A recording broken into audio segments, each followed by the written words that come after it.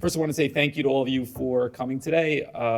We do our annual recap of what's happened with regards to trends in Jersey City on crime and public safety, and we wanted to highlight some of the progress that we've made. Joined here by a couple of the council members here, particularly the two council members that represent the south side of Jersey City here. We're joined by some of the elected officials here on the county and who have a background representing the south side of Jersey City with regards to the county commissioner, and now they're state countywide. And we have leadership from our fire department and our police department here as well. So we're going to run through a couple slides here real quick. We're going to open up to questions on these, and then we'll take any direction you choose to go. So we'll start with kind of the most violent crimes here, which are homicide rates and shooting incidents.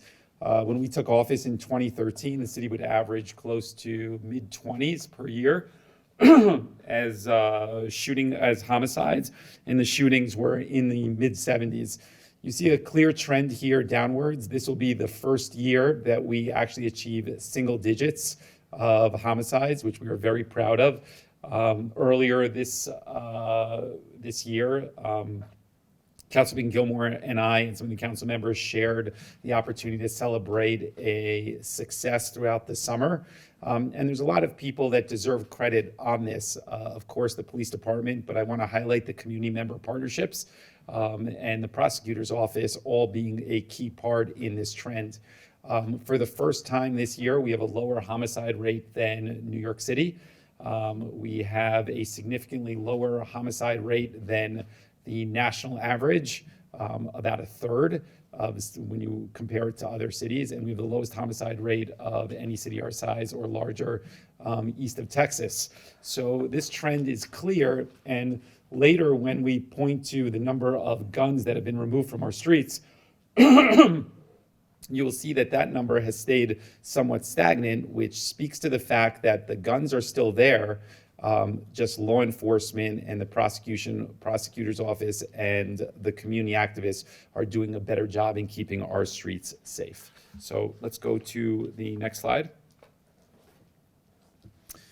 And this just kind of encapsulates the trend that we've seen since 2013. We've put a lot of emphasis into changing the culture in the police department, and that includes making it reflect the diversity of the city, recruiting officers. We're going to talk about that shortly and some of the struggles around that, but we got to 1,000 officers, significantly larger than what it was. We restructured the department with more supervision and management, and then importantly, we created a training bureau so that we can have the state-of-the-art and most efficient and effective training for all of our officers. It's been a big commitment, and thankfully it's working.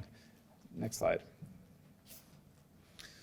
So this slide highlights some of the other categories of crime statistics. I'm going to turn it over to Director Shea to speak to the changes that have happened this year, and the change in how we report crimes is an important part of this. We moved to a different format this year based on federal standards, similar to the transition that happened in New York City this year.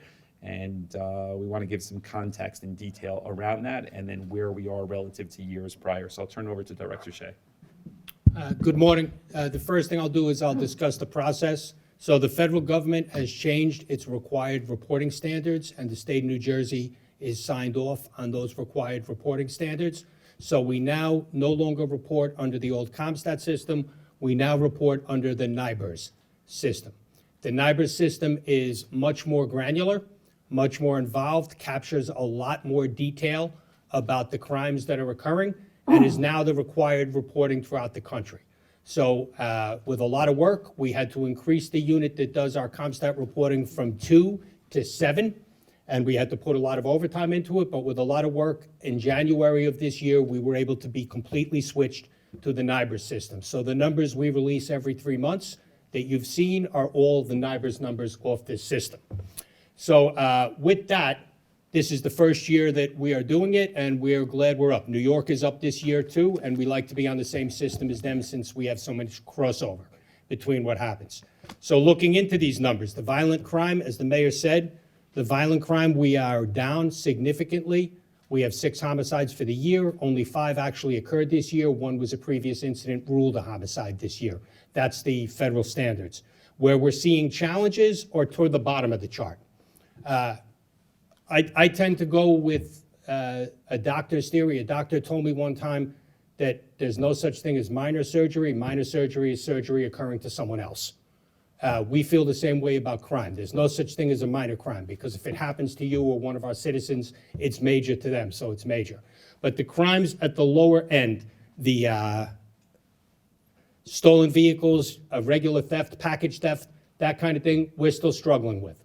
If you look at our numbers and our radio runs compared to the last couple of years, I can't compare the numbers because NIBRS counts it differently than the old CompStat numbers, but if we check our radio runs, if we check our complaints, we see that we're still struggling on the lower end with theft, package theft particularly, stolen vehicles, burglary, which is related to package theft. It's people going into a vestibule and stealing an unattended package, and with assaults.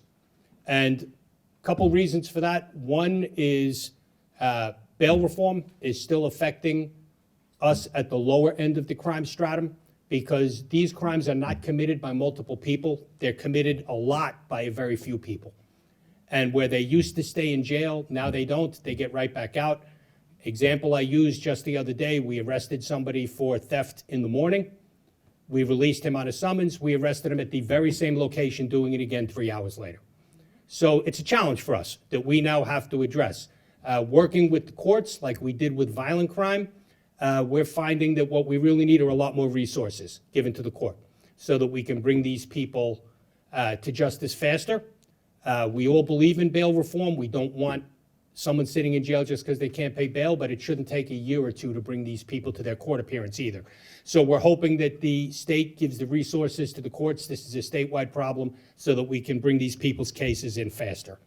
And that's where we stand. We're still struggling with the lower level stuff, and we're semi-happy with the high end, even though 1 victim is too many. Okay. We'll get to some questions of that shortly. I'll take questions later. Next slide is Vision Zero. We have seen substantial progress. The council has invested a huge amount of money. It's been a commitment that we've made. We've led the state on this. We would have somewhere around 10 to 12 crash-related fatalities on Jersey City streets. We were the first city of our size in the country in 2022 to achieve a 0 number.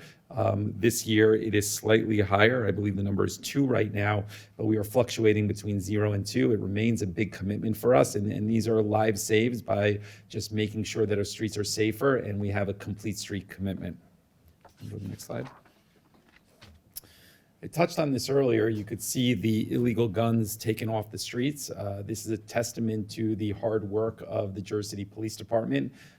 This has been done safely without incident in almost every situation here. And you could see that that number remains stubborn and somewhat stagnant there and consistent from 2013 to where we are today. It means that even with the changes in the city that have happened and the decrease in violent crime, the threat is still there on the streets, and the police officers are doing a terrific job in moving the needle on that. Next slide. CCTV cameras. You could see that when we got into an office, it was a commitment that we made to expand coverage throughout the city. It's been a key part of our success in reducing the shooting rate and homicide rate, because these allow us to prosecute and get convictions without necessarily relying on witnesses. Often witnesses are very fearful to testify, and having high quality cameras and infrastructure around technology has helped us tremendously reduce the crime rate. This was a big commitment. This year, we shifted our priority as we're getting closer to building out the full system. We shifted our priority more to data storage and making sure that we have the infrastructure to retain information for longer. That has been the commitment and the priority this year. So you see the decrease there in the number of cameras that have been installed, because the priority has been on the technology on the back end.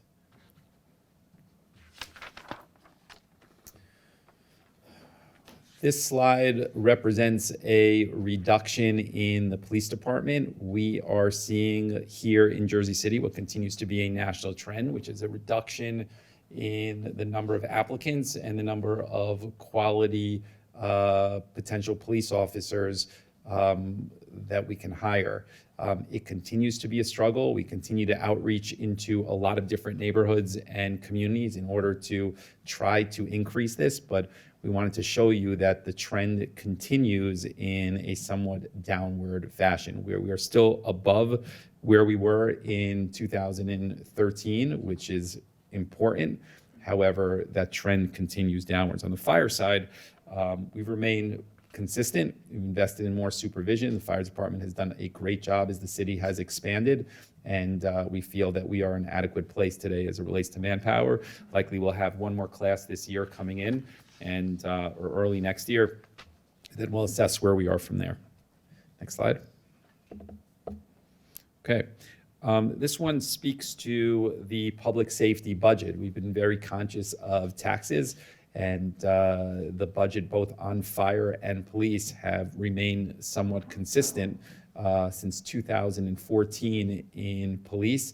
And in fire, you see as we've grown the ranks and invested in more equipment, expanded the number of companies on duty, changed the work rules, you've seen that grow. But again, it is fairly consistent year over year, and it's something that we are proud of. We're getting a better product on the streets, both in fire and police, with investing the same amount of money. And I think it's something that the council and our office is both very proud of.